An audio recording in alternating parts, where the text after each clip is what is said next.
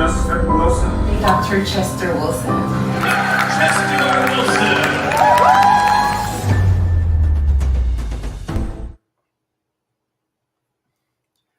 Great day, family and friends. We are back for another live episode of Dr. Wilson Speaks Live.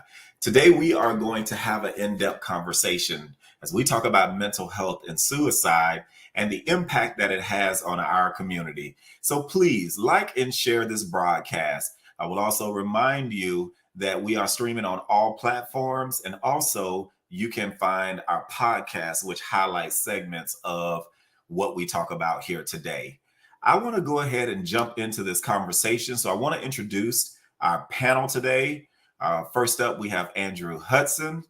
Andrew Hudson has agreed to join us to share his personal experiences and his views on this topic of mental health and suicide within our community. So I am going to allow Andrew to introduce himself to our audience tonight. Yes, thank you, Chester, for this opportunity. As he said, I'm Andrew Hudson. I have talked about this subject a lot. And right now, what I do is I'm a training and development specialist for the multifamily industry. And so I'm dealing with people a lot. I'm talking with people. I'm pouring out into people a lot. And so I'm thankful for opportunities like this where I will help me a little bit. I think this conversation tonight came at a right time, especially where I am right now in my life. So I'm excited about this conversation. Awesome. Thank you for agreeing to be here tonight. I really appreciate you carving out some time to talk about this much needed subject within our community. Yes, sir.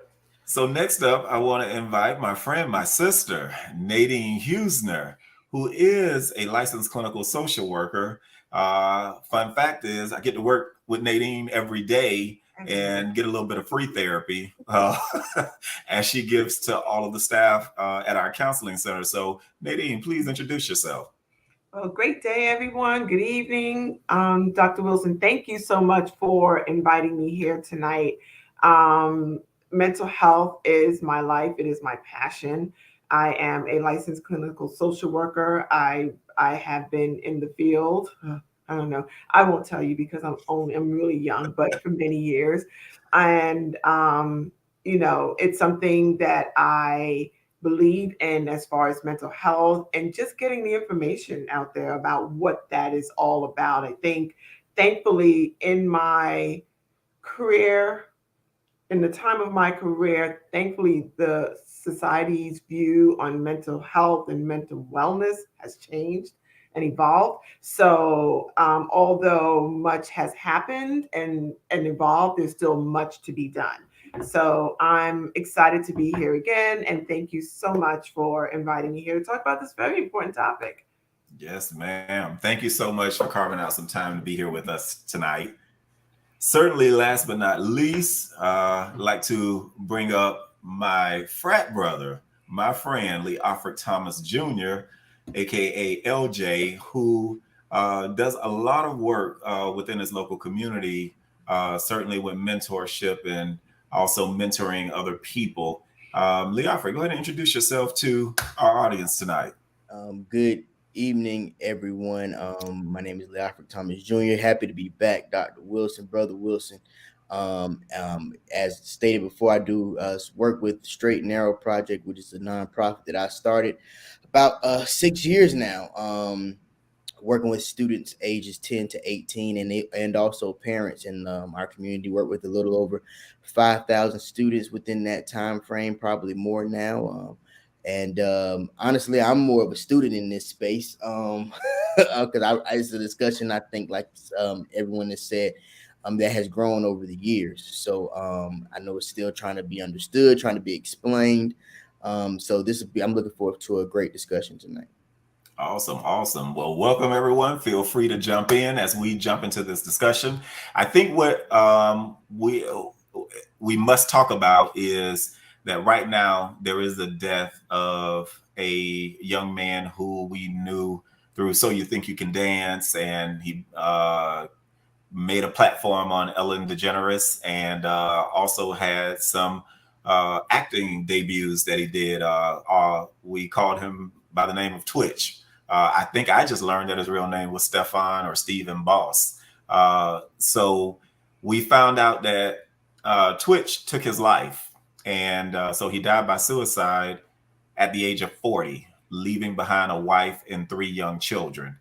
And I think what was so surprising to a lot of people is that Twitch was known for his infectious personality. He was just almost like the life of a party, and we saw his rise through his journey on So You Think You Can Dance, and so we all went on that journey with him. And according to social media outlets, he and his wife had a dance video that they posted at least 24 hours before he took his life, and people were talking about how he seemed so happy and how it just, nobody just saw this coming. And we wake up 24 later and found that, that he's gone. And so I kind of want to start that conversation here today where the mask, how do we explain the mask that people wear? Because, we see people functioning daily and smiling and interacting. And then all of a sudden we hear about this dark space that they've been trying to navigate to pull themselves out, some being successful and some not being successful, some even attempting to take their lives while others are successful in taking their life. So people have to wear this two-face, if you will, smile by day and suffer by night. So, what do you say to the mask that people are oftentimes finding themselves wearing daily? Well, so I think I mentioned that in my introduction about how there was always this taboo about what mental health looks like or what weakness or strength looks like. And I think, especially in the African American community, it has always historically been a taboo that you don't ask for help. If you're sad or if you're anxious, that's weakness. But we know as a community, as a culture, substance abuse, drug abuse, alcohol is rampant because people are self-medicating. And, we can all think of family members, Uncle so-and-so or Auntie so-and-so who always had a drink in their hand or abusing some sort of substance because the community said, to be strong, you can't feel. And, we can go into the whole historical perspective about what having emotions would mean. And you were not allowed to be able to verbalize that and identify it. So, when I first got into the field, people were saying, they would use the word, people are crazy who go to therapy, Yes. And I would say, I'm not worried about those people who come to therapy, right? Because those are the courageous ones. Mm-hmm. Who I'm worried the most about are those who don't come, which is evident in this case. And I don't know his full history, if he was in therapy or treatment, but that we just often opt to suffer in silence because we feel no one will understand. And I want to change that word. It's not that no one will understand. You don't have the words to express what you're going through. And that's why being in therapy, that's what therapy is all about, giving you the verbiage, giving you the words. Someone is helping you to build that emotional vocabulary that so many of us are absent in having. So I am a big supporter of therapy, and I'm a big supporter about, let's talk about it. I know people laugh when you say that, let's talk about what that experience is. And so many of us want to dismiss it, but I'm like, it's real. Depression is real. Yeah. Anxiety is real. And many, I think the percentage is like 60% of Americans are clinically depressed. 60%. That's a lot. That's a big number. Wow. Yeah. I like the word that Nadine used, the community word. And I think it's just because everybody, we talk about the mask, right? But it's like, who has on the mask? So it's like, if I don't feel comfortable in a space, like I think it's a lack of space where we can all agree that we all have on a mask, or at times we all have on that mask. And then we begin to take that mask off and we're more vulnerable to the situation or the space we're in. So I think, and a lot of times, speaking for myself, that's what it is. Like, I'll find myself in spaces and it's like, I feel like I can't afford to take off the mask right now. Right? Whether it's financial reasons, I can't lose how am I going to go crazy on this job right now? right? They're going to look at me. They're not going to understand. So I need to keep on the mask, finish this training class, and get through the day. And then when I can take it off, there's no community around me. Where am I? I'm in the hotel room. I'm at the bar, right? I'm in spaces where people don't know me. Now the mask is off, but I don't have any help. So I think, I like Leo Frick said, I'm a student too, but I think it's the mask, the community, the lack of community and spaces where people can be themselves. And we also got to think about the nonverbals that we as a community send out to people, right? You may say, oh, I'm all for therapy. But then when you're with your friends or in those informal situations, you don't know who's listening. And then people, oh, they're so crazy. You know, it's these nonverbal communication. Oh, that person is weak. We communicate that it's not okay. And we all have to start changing our behaviors for people to feel safe to come out and say, I'm hurting. I need help. I need someone to talk to. So, well, I think we can talk about this for days. I definitely agree, and I it's funny that Dr. Wilson used the mask because one of my favorite movies is The Mask by Jim Carrey, and it's amazing he put on this mask and he just became this totally different person that he wasn't elsewhere. And just to think about how many of us just within these last 2 or 3, coming up on 3 years, how many of us had to put that mask on a table when we were stuck in the house for COVID and actually had to deal with our real selves. And I don't think people really thought about that because even working with students, they'll tell you how much they felt, oh, it was good to not have to be around people. And it was good to not have to deal with this and deal with that. And they can be themselves or be who they believe they are at home, but then they deal with the struggle of, I thought I was this person when I put this mask on because that was what I was doing every single day. And so now that I'm home and I don't have, and my mask is staying on the dinner table and I'm not picking it up on the way out, who am I really, and what am I really dealing with? So I think it's almost a play on itself because we always put on this thing, and even think about adults. We're doing Zoom meetings now, and now some of us are going back into the office and we have to meet face to face. How many of us sit outside the door and say, oh, I gotta put on this mask so I can get through this meeting? It's almost Yeah. it's almost just inevitable to say, how can we take this mask off and how can we be ourselves, because the world demands so many different things from this mask that they don't even know the real person. So like I said, it's so hard to understand it because it's literally weird. How do we do away with this mask and be ourselves and let people know who the real person is without having to sit at a bar or without having to go have a smoke or something, whatever the case may be? How can we get people to understand the real us so that we can be comfortable enough to ask for help? As a man in the Black community, we weren't taught to be able to express our feelings. If I get hit on the football field and I get up crying, my dad's like, hey, get up, boy, you wipe your tears, da da da da. And so if I can't cry for physical help, what makes you think I can cry for emotional help, or mental help? It just doesn't. You're right. And see, LJ has already taken the conversation to a different way here. Where do they give us space to be weak? When you think about this, I oftentimes when you talk about the mask, I'm thinking about every time I get on a stage to do what Dr. Wilson does, I turn into a different person. I have to all of a sudden have this level of enthusiasm to move the crowd. I have to make sure that I am smiling, that I am projecting this energy. And here's the thing, whether you feel like it or you don't feel like it, it's something that you are trained to do. And if you're not performing in that role, it is what's wrong with you?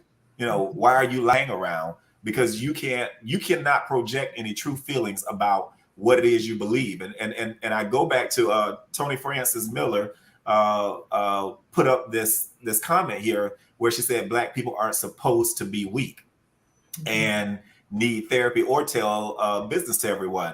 That is the truth of what we have faced, especially in the African American community, where you better not say anything about your weaknesses or being inferior to anything. Because if you are, they actually equate that to how much of a man you are. by how well you can go through something. And in fact, I think, you know, now that I think about it, you kind of think about how bruised we were growing up, because it was almost a badge or a token about how tough you can be. How, you know, you better not cry. And think about it this way: when you said this, LJ, you better not cry. We better not cry as children, but as adults, you want us to tap into our feelings.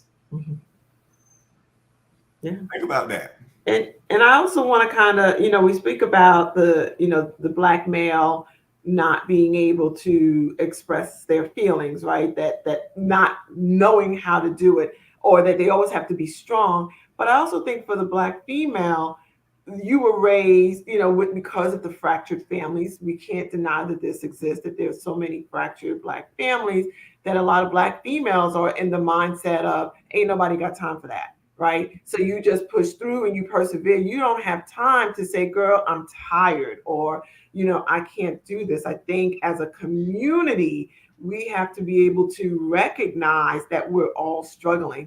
One of the things that I became very aware of early in my life and career is that we will walk around in the community, wherever we are, and we'll say, hi, how are you?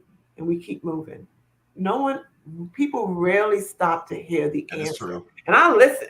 So when I say, hey, how are you? Like, not so good. I'm like, let's talk about it. Right. Yeah. Or I'm not asking that question. I don't ask that question lightheartedly if I know I don't have the time to process it.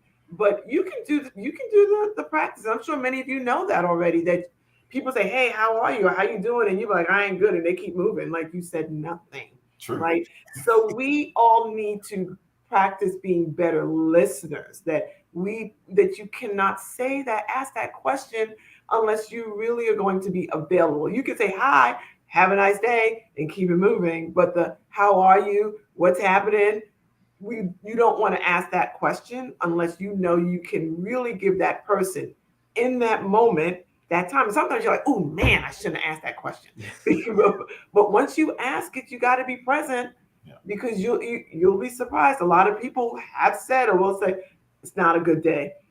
Mm-hmm. Yeah. Yeah. You're right. So, it starts with each and every one of us, right? Each one of us. And I'm kind of uncomfortable with the word vulnerability because it indicates weakness. But I say, let's be more transparent. Let's be able to name that which is going on with us. There is a how do we do that? Why do we do that? How do we do it? How do we do? I mean, so the first way we have circles. You have circles of people. You have that inner circle. And then as you go out, there are spaces where you can be more or less transparent. You started with your inner circle. You start with your inner circle in being as transparent. I don't want to use the word vulnerable because that indicates weakness, but being transparent about what's going on. I have a friend who is going through something right now, some career changes. And we were talking the other day, and we have children the same age. And she said, I'm very intentional about my children understanding, what is going on. I'm not trying to have this brave face. Everything is going to be okay. But she's like, I need to model for them that bad things do happen in life, but here's how we deal with it. Here's how we manage it. Like you become that of what you want to see. So, that's how it first starts, that just being transparent in those safe spaces where you could say, yeah, I am sad. You can cry before you're in front of your loved ones or people that you feel safe around. So first, finding that safe space and being always transparent about what's going on. But then also having an agreement with those people in that space that, how you want them to respond. Some people, and I hear women say, I tell my husband what's going on. He's coming with a solution. Sometimes you're not looking for a solution. You're just looking for someone to sort of hold the space with you. Just be present, right? Of course, if your partner finds that difficult, because what happens is many of us have partners that want to make it right, make it good. Yes. And some things just can't be made good. It is what it is, and just hold the space. So, I mean, that would be my first suggestion. Of course, ultimately, as you go down the road, and if you find that difficult to meet, I find that kind of, you know, interaction, then you find a professional who can sit and hold the space. People get overwhelmed with intense feelings, right? Nobody wants to see anyone sad. No one wants to see anyone upset. I hear people when someone when someone has a death in the family, they're like, oh, I don't know what to say. Say nothing. Just hold the space. Mm-hmm. It's a loss. It's why do we feel we got to make it right? It is not your responsibility to make it right for anyone, right? It is their responsibility to understand what's going on with them, verbalize it, and we can, sort of like strategize on what can be done, but it is not your responsibility to save the world. I remember when I was working at BCU, students were always trying to rescue each other. And I'm like, that is not your responsibility. If someone is saying they want to do something to harm themselves, get them to the right professional. But they would hold these all night long, like sessions of preventing someone from babysitting. So now you take the responsibility for whether someone lives or dies. Mm-hmm. That is an unfair responsibility to put on yourself, right? So, or the choices that they make. So I always tell people, if someone makes that statement, not your responsibility to make it right for them. It is your responsibility to get them the help. Mm. Do you fellas feel that you could tell somebody what's going on with you? Tell someone what's going on with you?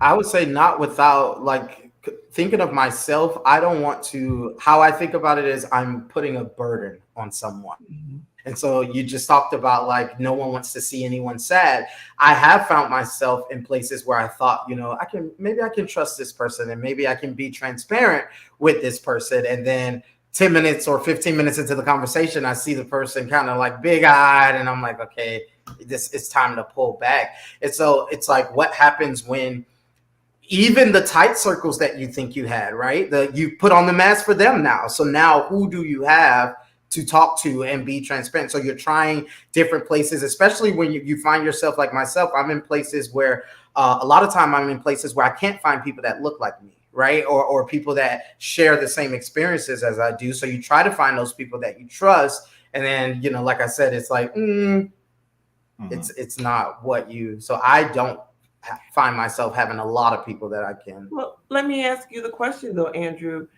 If you share a struggle with someone and they become big-eyed, right? I'm just quoting you. Doesn't that validate your experience? Doesn't that make you like, wow, yeah, this is big? But they don't necessarily run away. If you share something heavy with someone and they have that deer in headlights experience, look, it's because I think on some level it should validate to you, wow, what I am going through is big. It is intense. And they may not be able to be equipped to handle it. But I think it should validate for you in that moment that it's not in my head. I'm not making a big deal about this. This is real, right? So I think that experience, and I want to sort of reframe it, is, well, that should validate your experience. Right. So obviously you take it a different way though when people have that reaction. Yeah.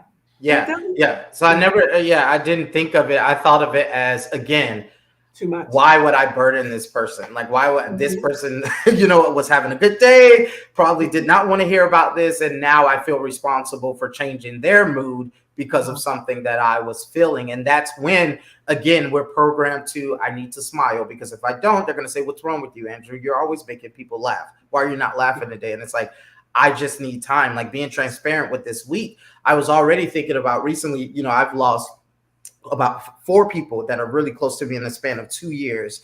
And these are people that I talk to on the telephone. So I was already, for some reason this week, it hit me hard. Well, it hit me hard because it was my great grandmother's birthday. But then waking up that morning and going to training, and after training, hearing the news, as Dr. Whistle was talking about, with Twitch, it just took me even deeper. And I kind of felt alone immediately because I was like, I don't think anybody's going to understand how big this is for me. Mm-hmm. Yeah.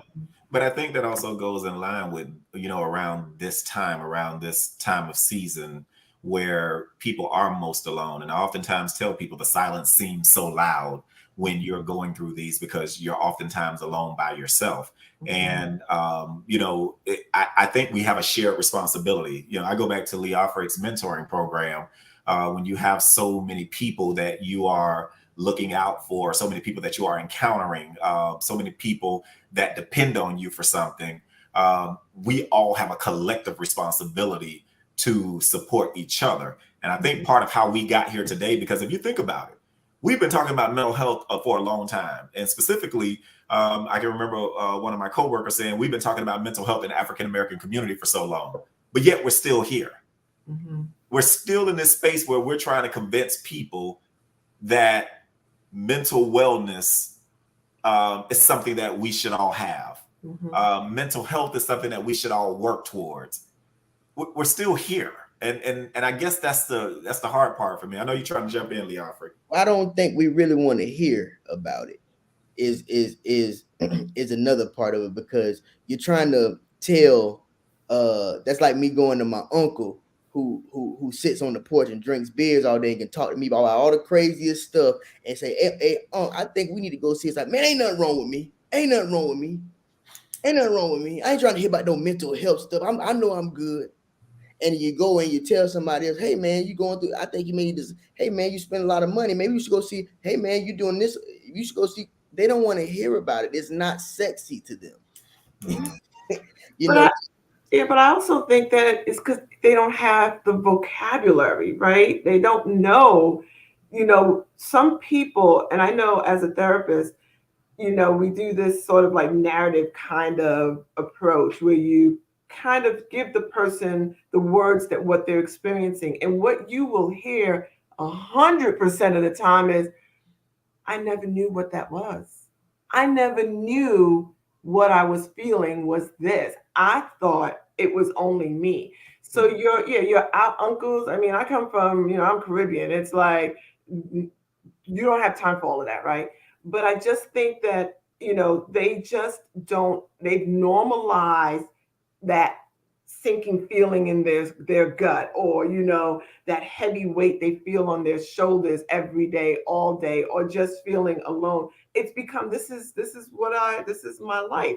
So when I hear that, what I hear is, oh, you don't have the words to understand, to describe what's going on, that you drink, a bottle of vodka every day. You don't have the words to understand the dynamics of this. The fact that every time someone comes into your house, you run and lock yourself into the room. Oh, you don't have the words to understand that you may have social anxiety. So what you do is you start smoking, and, so you could feel comfortable in the situation. That's what I hear when I hear people say, ain't no, and then the ones you go to, right? We all got those family members. Ain't nobody got time for that. Oh no, you just don't have the words to understand that your space is an unhealthy space at this moment. Could it be a normal that we have gotten used to? When Lee Offrick says the uncle, we all have had that drunk auntie or that drunk uncle. And how dare you now? And especially for some of us now. So let's, for instance, I go off from home, I go to college. I learn a few things, and now I'm going to go back home and tell them how to live their lives. Yeah. I can remember the first time, I told somebody, say, oh, I became a substance use counselor.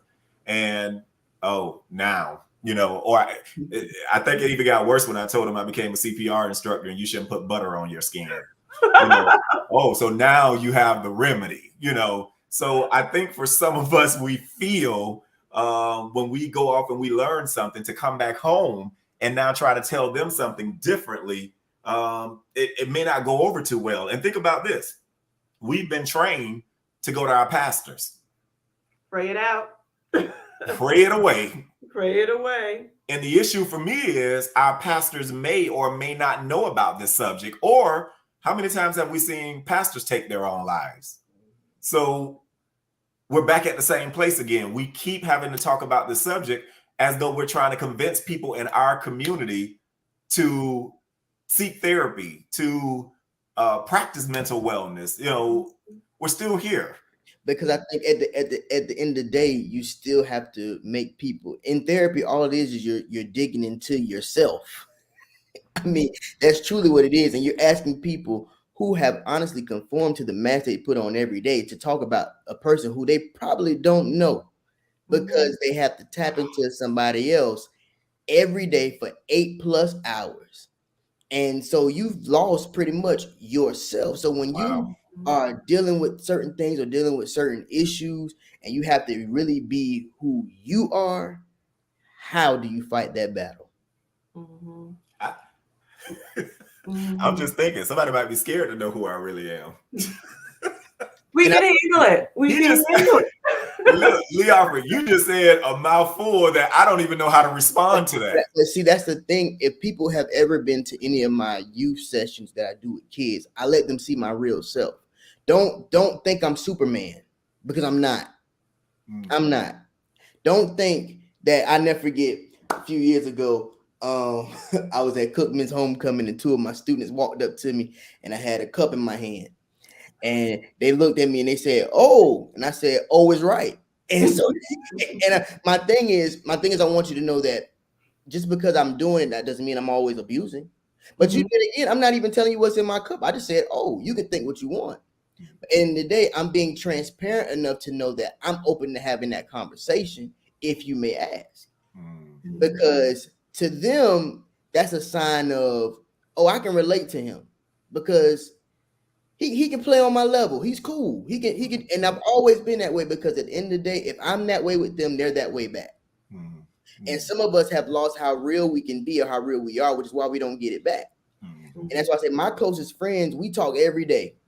And one of them is a psychology. He works in that field. But we talk every day, and we're able to be transparent about some of the stuff that I'm like, whoa, I never thought we were going to talk about this. But because we're so real about the certain things in our triangle that we have, that stays open. So my thing is, when I meet people, hey, let me know if this is the real you, or if this is somebody else. Like I tell people all the time, you know me if you call me LJ. You don't know me if you call me Leofric. Leofric is my mask name. But if I hear somebody call me LJ, oh, them my people. Them my people. What's going on? But and my parents will tell you, if somebody who knows me calls me by my real name, by Leofric, I don't even answer. Because now you're being fake. You're being somebody else. Call me by my real name. Call me how you know me, so we can be on that level. Now my wife, if she called me Leofric, I'm in trouble. I know that. She listen, Leofric, I'm in trouble. And the real person better show up. And the real person better show up. But that's the understanding that you have to have with certain people. And that's how I let people all know. I present myself as, hey, I'm this real person. Whether we at the bar, whether we in the office, come to me as a real person, so we can be able to have that conversation moving forward.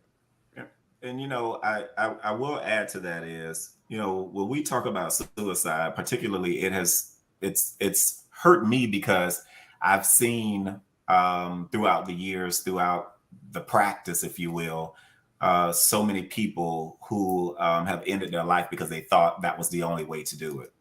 And I think it hurts even more when there's people close to you who say that they've contemplated it because, as Nadine said, you just want to fix it and you want to make it go away. And, I'll say for me, I think it's harder when someone close to me expresses that, because I'm used to dealing with a stranger. I can tell them, I can talk them off of a roof. I can tell them, they need to engage in therapy. But what happens when it's that person that's close to you? What do you say, or how do you deal with that from that angle, whereby at that point, to your credit, Leofric, you have to take, you can't be the professional at that point, because that person knows you. And so the things that you say matter even more, even though you would say it to somebody else and they may be effective, that may not come off to the same way to your loved one. So I say that to you. I'm asking this to the panel. What do you say to those people who are close to you, or what would you expect someone to say to you if you find yourself in that situation?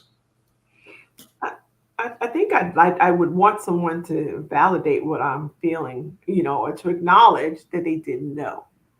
I didn't know you were feeling that way. And sometimes just start there, because I think we rush too quick to find closure in that. I didn't know. And I think if you stay in the moment, if you hold the space, the conversation will evolve because now you're like, okay, I'm sitting down, I'm listening. I missed this.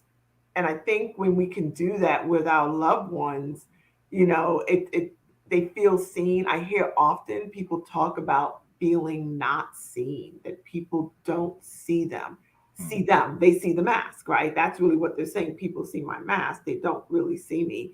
But it's difficult again, you know, Chester, us being professionals in the field, we have to know too that we may not be capable to fix it for our loved ones.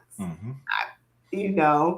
Because I am so deeply invested, so deeply invested that I can no longer see the forest for the trees, that I can't see you truly of where you are. And that's okay, right? We need to not have this complex that, oh, well, I can fix the world, and Chester, I can fix the world, but I can't fix this. And sometimes it's because we're too close. Mm-hmm. Too close. Learn that the hard way. But we're not meant to fix it for everyone, right? We all have a divine purpose in this world. And our purpose may not be to fix those who are close to us, right? Because of the dynamics of the relationship. But there was something I was going to kind of talk a little bit about when we talk about people just feeling unseen and how right? So we got to take ownership for our actions about this self-imposed isolation, right? That we do when we are in that space where we feel no one understands. And then what we actually do is perpetuate that isolation, right? We remove ourselves, we become withdrawn, and which just sort of magnifies that very feeling of my problem is too big to be solved. I can't, and no one can understand it, but you haven't given anyone the opportunity, right? And not everyone in your life is going to be able to solve your problems. It's like, think about having a toolbox. Not every tool is used for the same, like, you have a hammers to hammer something in, screwdrivers to the screw. Not every tool in your toolbox is supposed to be can be used to solve your problems. It may not require. You're going to have that person in your life who's the toolbox, right? Who's a hammer. And you're going to have that person in your life, right? The hammer's coming in, just smashing stuff up, whatever. You're going to have that. You're going to have the paintbrush in your toolbox. Not every person, not every tool in your toolbox can fix every situation. And if we can recognize that, I think it makes our relationships, us not feeling so alone and isolated, right? Feeling like, oh, well, I need to hammer this nail in the wall, but I'm using a screwdriver for it, right? The screwdriver is not working. Well, that's the wrong tool. So we got to be able to identify which tools or which people in our family, in our lives, can do certain things. I have a best friend. We've been best friends since we were like 13, 14. When I don't want to know the truth, right, I don't go to her. When I go to her when I'm ready to hear the truth, because she's going to give it to me real. And she knows, and I tell her, I'm like, you know what? I really don't want to hear your opinion right now. I'm not ready for it. I'm good living a lie. So, and she's like, got you, girl. When you're ready for the truth, I'm here. And I know when I'm ready to handle the truth, she will give it to me straight and real. Wow. I think it's I also think it's twofold. Like, we have to know how we want to be treated, as was stated, but also how to treat those that are around us. And I think it has to come with a type of grace, almost, for those that are dead. And I speak about it again firsthand because a lot of it is easy to say. And again, that's just the mask. I know how to handle this situation. I know how to act like I can get out of this situation. But it's like, what happens when that person finds themselves in a place where they can't? They don't even know the real themselves, right? They don't know who they are because they pretended so long. This mask thing is who they are. This putting on and putting off. And so it's like, how do I tell that person and speak to that person and get them to get them to the help they need. And then also knowing, as we were just stating, when I can't, like when what I'm doing is hurting more than it's helping.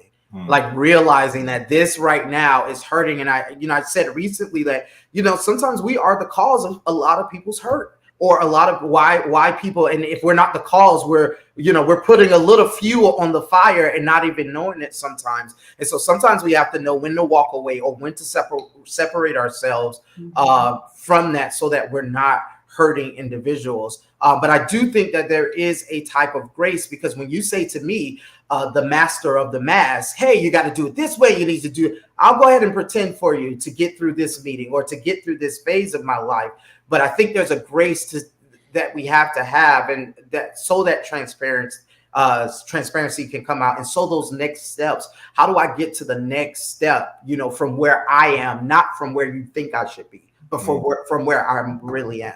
Mm-hmm.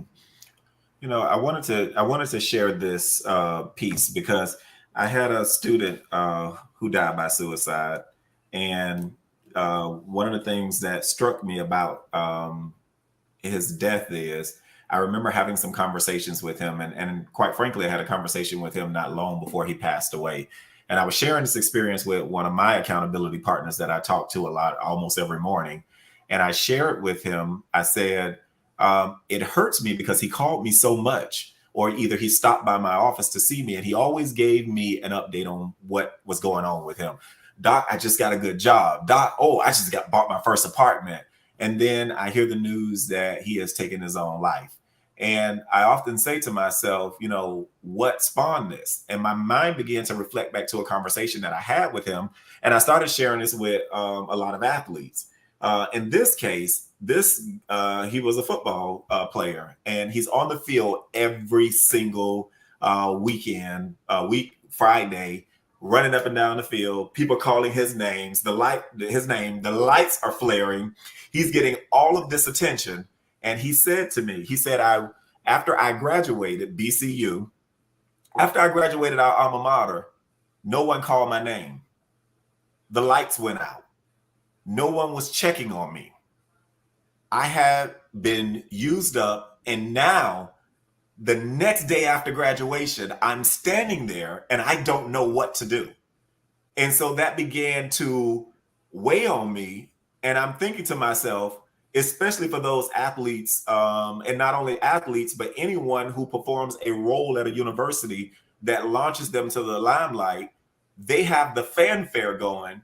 Andrew, you probably can identify with this, with singing and performing. What happens when the lights go out?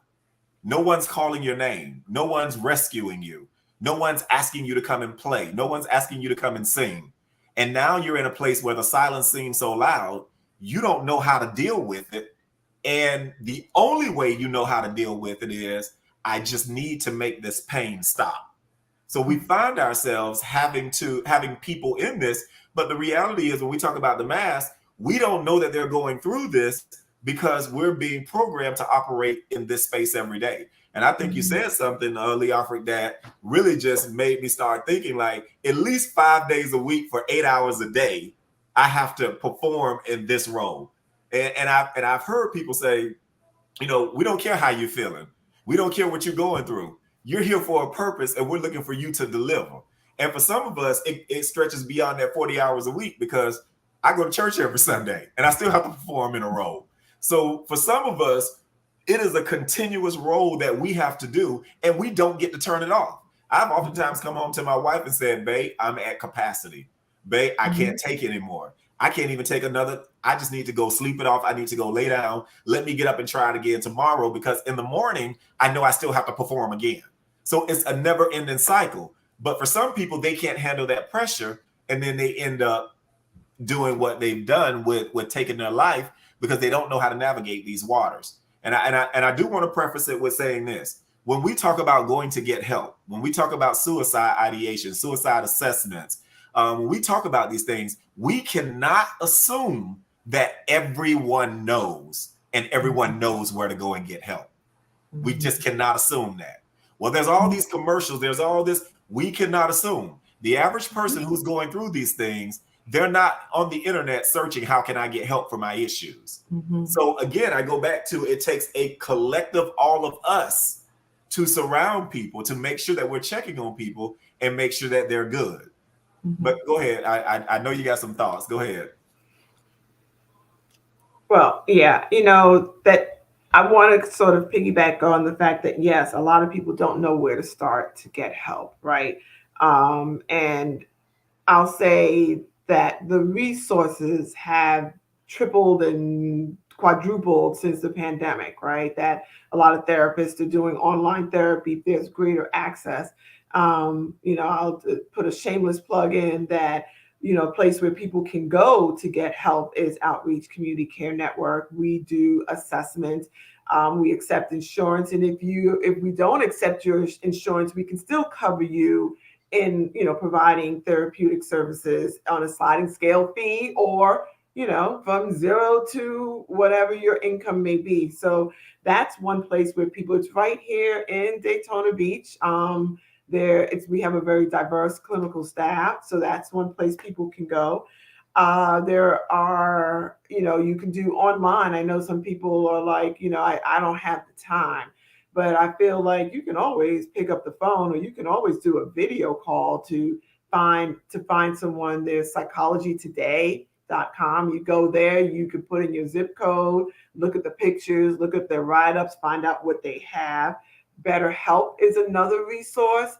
BetterHelp, it's a membership, like a gym membership. So you pay monthly, I believe, and you get access to their therapist. And there's also therapy for Black girls. So people will say, well, I want a therapist who looks like me, who can relate to me.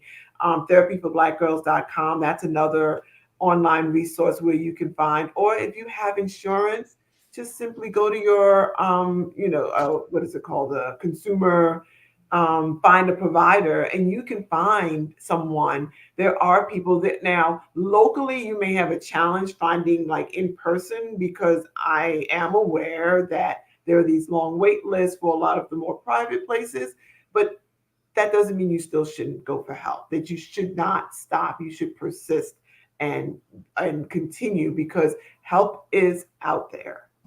So who wants to take this question? Ashanta says, sometimes it's not even the resources. It's just the lack of trust that one may have from past experiences or trauma. And I know part of a presentation that I do with mental health in the African American community, I believe that the APA states that only 4% of African Americans are counselors.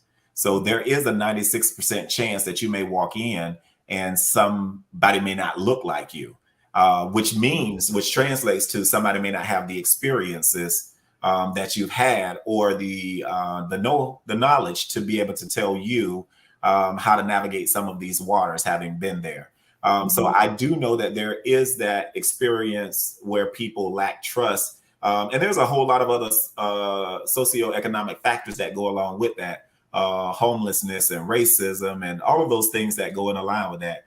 But here is my advice to you, Ashanta, and I'll open it up to the panel, is that we now have the ability to research a lot of people and get information on them in terms of how they practice and what the reviews are for their type of practice. It is a factor, and we really have to try to encourage people to get beyond the lack of trust, and get them to understand that people are going to be people. There's always going to be issues with people. But if we can get you to connect with somebody that you jive well with, and that you feel comfortable sharing your experiences, then that's the goal, is to get you there so that you can get the help. But I will not kid you that there is a lack of trust in counselors, because everyone doesn't live up to the ethical code of being able to provide the services that you need. Mm-hmm. And I guess I just want to say it is something that I do hear often, right? And I like to do these analogies. If you have a bad experience with a therapist, or you feel like there's no connection, it doesn't mean that you stop looking, right? It's just like love. Like, just because you had a bad relationship doesn't mean you're not going to love no more. It means I'm going to keep looking. And that's the approach you have to take. Everybody is different. What might flow for you? You might have a friend like, oh, I have the best therapist. I like this therapist. And you go and you're like, not so much. It doesn't work for me. Therapy is a personal, unique experience for each person. Every client I have, it is a different type of interaction. They're looking for something different. But just because you don't click, you have the right to say, no, thank you, and find someone else. You don't stop because you had a bad experience. I will say I know there are bad therapists out there. I know that there's different styles out there, but you just have to persist, and because you deserve it, you deserve finding the right match.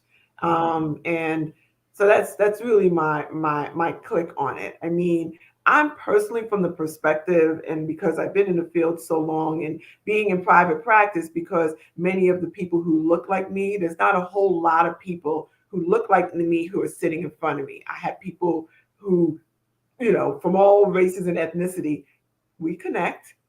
I may not share their same, background or experiences, but we connect. And I think a trained therapist can connect with people if that is the intention of the experience. Now, I do have a lot of people who are like, I'm looking for a Black therapist. When I was participating, when I was part of a group, and they're like, I want the Black therapist. And that wasn't an issue. They're like, okay, good, I don't have any availability, but okay, we will meet. So you may find that even looking for a Black therapist might be hard because there's not a lot of us. But I don't think just because they don't look like you doesn't mean that they don't have the empathy and compassion to relate to your experience. We all, no matter what color you are, know what sadness looks like. We all, no matter what color or race you are, know what disappointment looks like. We know what loss looks like. That is transcends, race and gender. But I do get it that being able to see that mirrored person might help you in feeling like they relate. But I think there are just some universal experiences that transcend race, color, and gender. Yeah, from my own experience, it's not as black as white as I tried to make it. Black and white as I tried to make it. I really tried, and in some of that, unconscious bias, I won't get into that, but I had like looking at the credentials. But I did have an experience where I did go in and she didn't look like me, but again, that energy and that connection was there. So I do want to say that as my experience.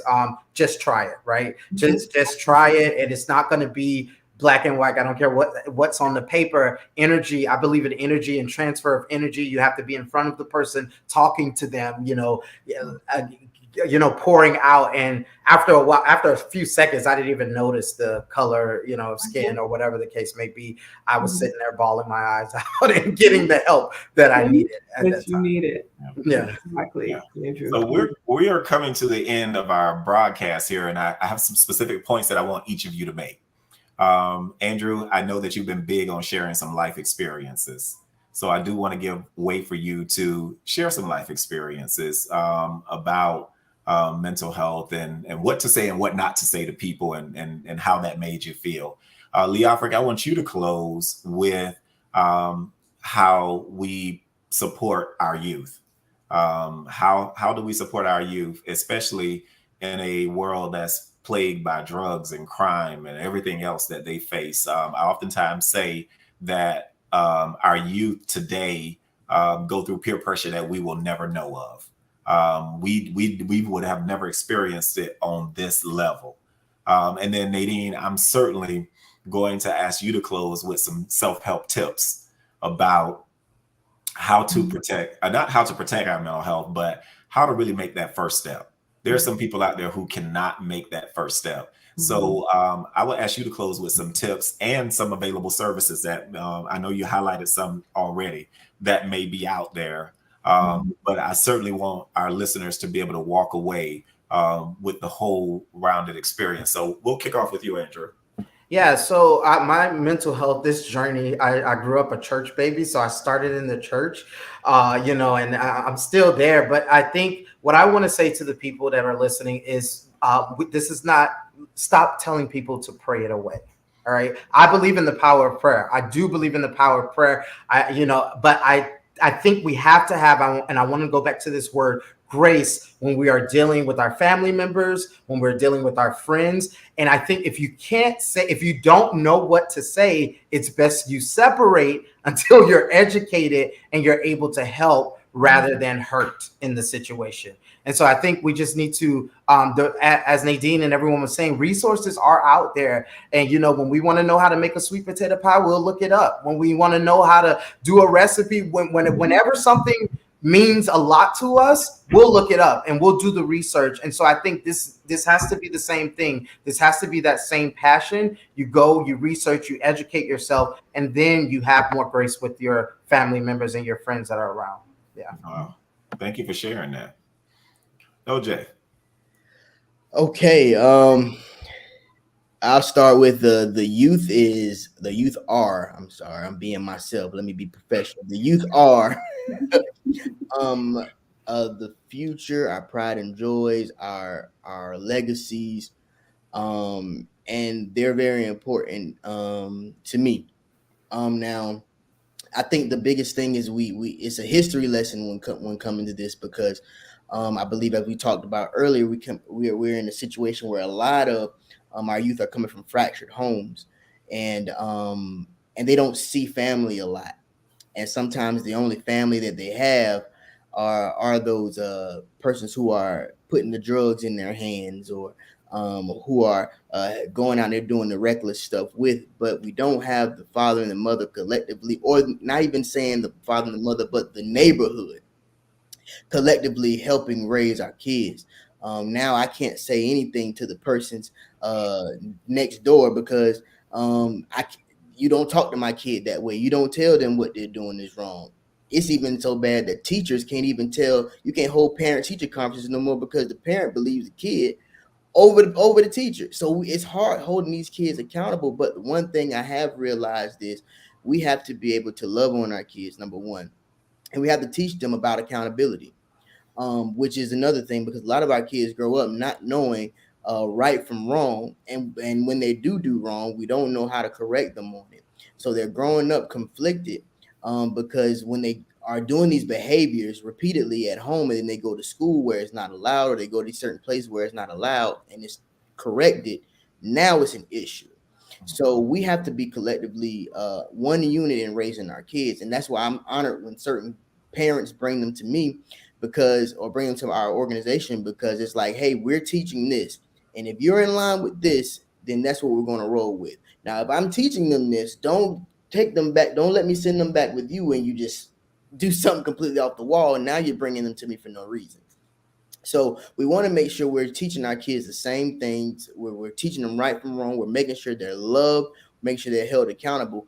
And the last thing I'll say is youth need to know about themselves more than anything.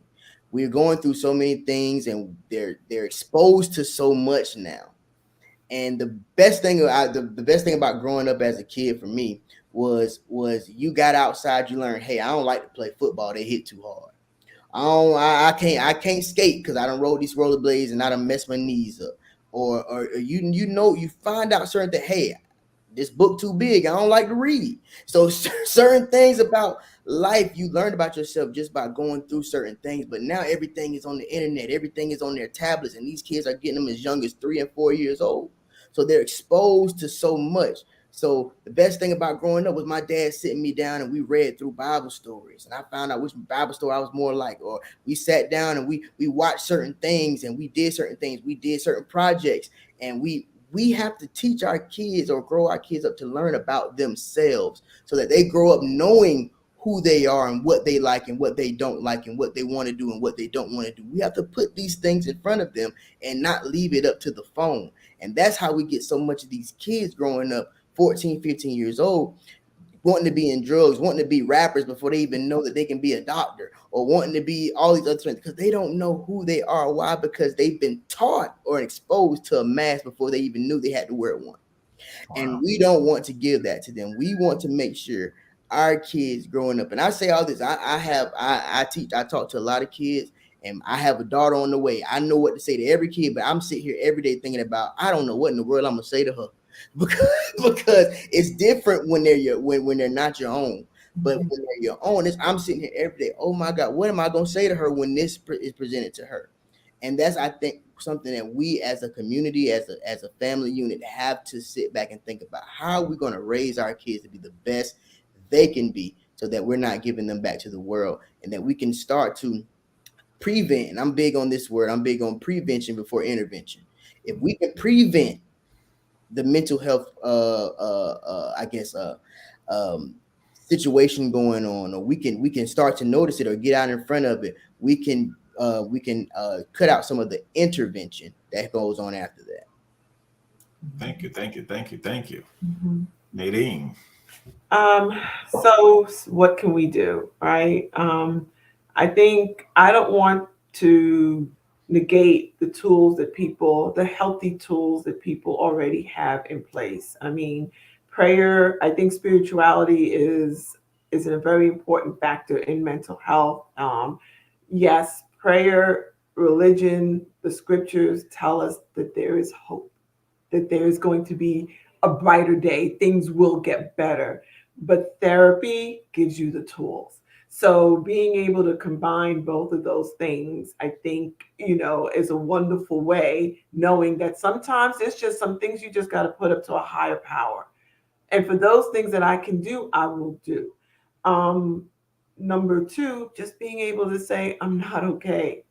You don't have to be Superman, Superwoman. I'm just not okay. And that's okay to say, I'm not okay.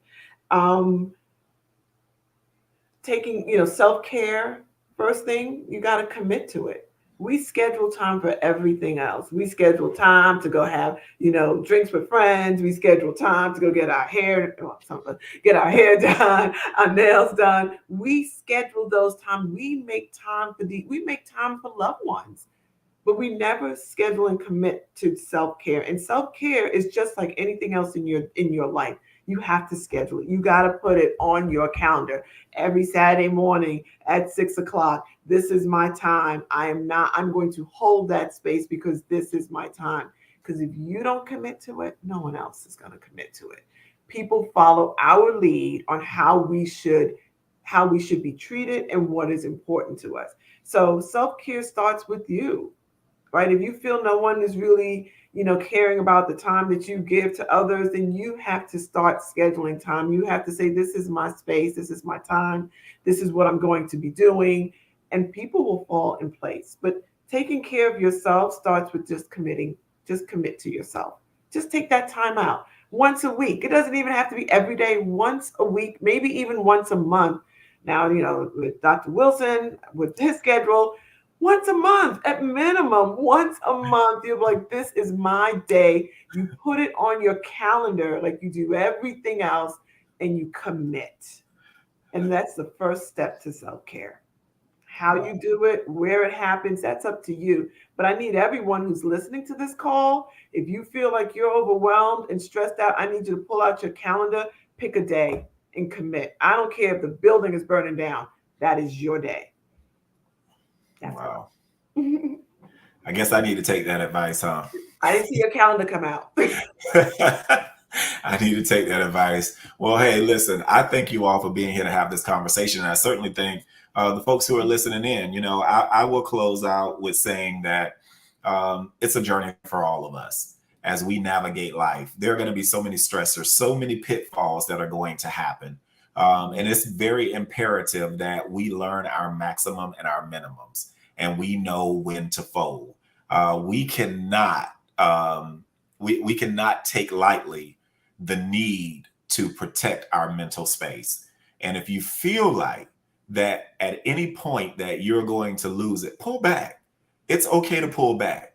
And what we've shared here today is that I don't have the ability to save everyone, but I can also link that person with a professional who can help them.